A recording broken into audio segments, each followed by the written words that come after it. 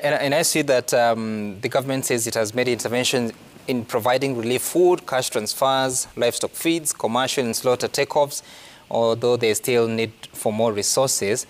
And the government says it needs about 10 billion shillings to mitigate the effects of the drought. Food and safety would take about 7.3 billion shillings in the 23 affected counties, while non-food interventions would be 3.1 billion shillings. And Honorable Elachi, because this is a situation that the country faces from time to time, but some years are worse. They say that this year could be worse than many before. Are we in that position that we can actually come up with sustainable solutions? Because it's clear that in this country, at least half of it at some point will be facing such a situation. Is it possible to come up with sustainable solutions, and which one would they be? Thank you, Sam. You see, when I was in Senate, I introduced a food security bill. And the purpose of the bill was to, first of all, inform Kenyans that in Uasin Gishu, they'll have land to till. In Nairobi, they don't have land, but everyone needs food.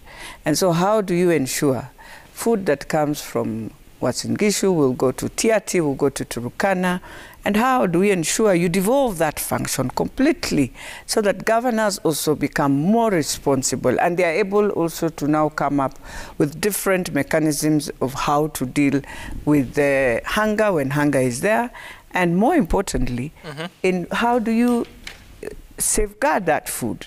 That when food is when we have a bumper harvest in Uasin Gishu, for example, how do you ensure a Tana River person is having a bumper harvest of mangoes, but those mangoes are not rotting somewhere, but they are able to move to where there are no mangoes? That was the essence of the whole bill with Nairobi University. Up to now, I think it's moved. I don't know whether it has been passed or it died with that. But now let's come to the solutions now, sir. So government has decided they will devolve monies or resources to the citizens themselves to buy food. But then the question comes out, which food is in Tiaty? So you have sent me 6,000 or 2,000 or 1,000. Where am I supposed to buy food when already I am saying in Tiaty there's no food? So am I supposed to start walking a journey headed to Nakuru, headed to look for this food? Or what are we supposed to do? So it's a good strategy. It reduces a lot of handling and people feeling that it has gone through this, there's corruption through here, but at the same time, it might not resolve the problem. In fact, people might die having money now. You have money in Baringo, but you don't know where to buy the food. That's another thing they need. And that is why when we say we want food relief, you must think both ways, that where I'm sending the money, do we have food, or it's full drought where there's no even water, there's no even food, the animals don't have even hay.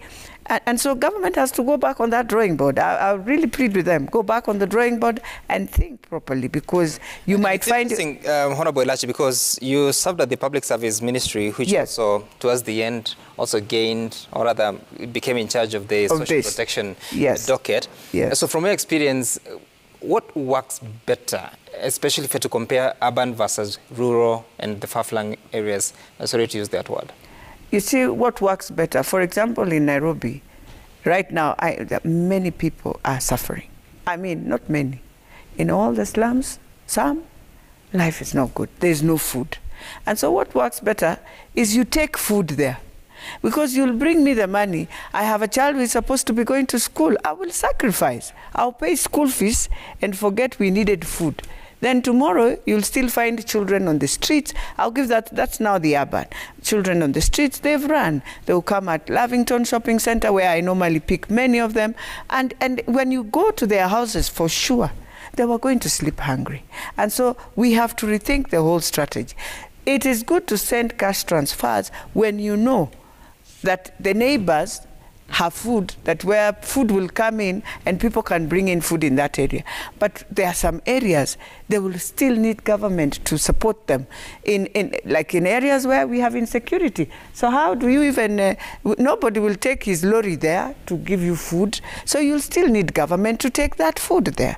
So I think what government should do, if you feel you want to send cash transfers, then you have to go in that area and really come up with a solution that there are shops in that area that will receive maize, they will receive flour, will receive sugar, will receive oil, so that people can come and buy.